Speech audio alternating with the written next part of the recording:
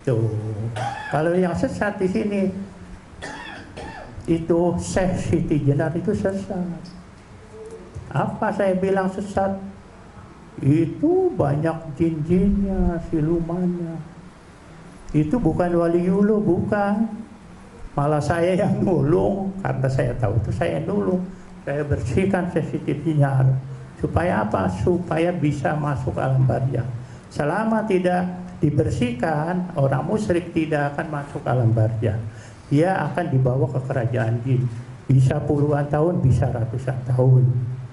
Nah sekarang yang jamaah kita yang mau diangkat, isu bisa 100 tahun atau lebih untuk mencapai tujuannya. Jangan dikira kita cukup sholat, cukup haji itu cepat. Ke tempat peristirahatan itu jauh sekali.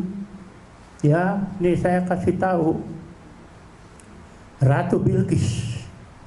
Ratu Bilqis itu masuk Islam. Ya, zamannya Nabi Sulaiman. Diangkat jadi istrinya.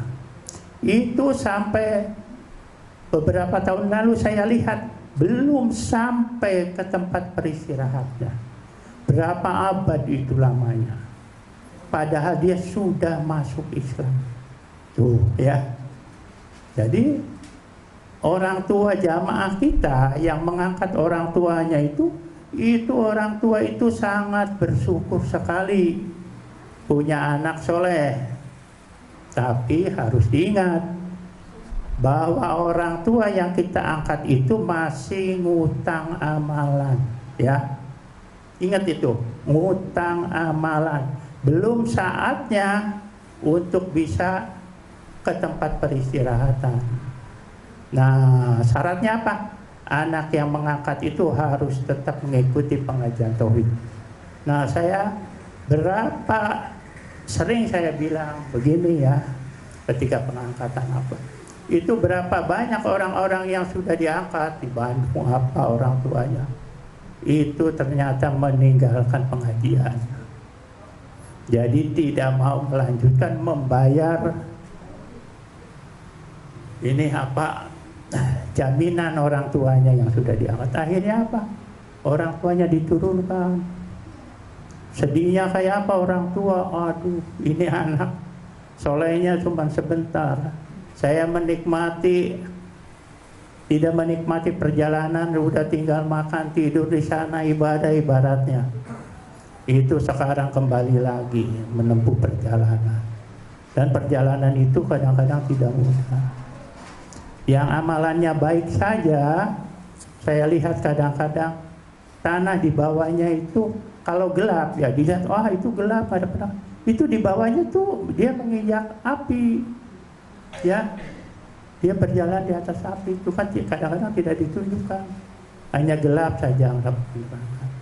Tuh makanya ingat-ingat, sering menghadiahi, sering ini. Saya orang tua juga saya angkat sendiri apa, ya. Tapi nanti saya sendiri belum tentu saya ada yang angkat. Kenapa? Anak saya kan yang angkat laki-laki 2 aja belum diikrar, belum dapat hidayah nur tauhid. Makanya yang sekarang hadir dapat hidayah nur tauhid, pertahankan. Jangan dianggap sepele nur tauhid itu. Kalau sudah hilang tidak akan kembali lagi, sulit kembali lagi. Nah di situ nanti mulai akan tersesat. Ya pas sahih permisi, ya udah mau gimana sih? Nur tauhid kan bukan urusan saya. Saya hanya menyampaikan saja. Allah yang menentukan. Akhir hidupnya Allah yang menentukan. Tapi perlu diingat bahwa saya punya hak syafaat. Saya bisa mengangkat siapa saja jamaah. Ini satu contoh ya. Satu contoh. Saya lihat almarhum Bung Karno sama Bung Hatta dalam perjalanan. Nggak disikat, ibaratnya nggak sulitlah perjalanan itu bagus. Tapi yang lebih dulu itu Bung Hatta, padahal Bung Hatta kan meninggalnya belakangannya. Bung Karno dulu. Yang lebih dulu ini berarti amalannya lebih bagus Bung Hatta. Ya biar bagus juga, proklamator saya bilang saya kasih syafaat. Lebih maju lagi, tapi belum nyampe nih. Jadi betul-betul kalau nyampe itu, ya seperti begini harus diangkat. Tidak mudah. Jadi syafaat pun sekalipun tidak bisa langsung ke sana, tapi mengangkat siksaan dari yang tersiksa jadi enggak. Contohnya apa? Dulu saya lihat pernah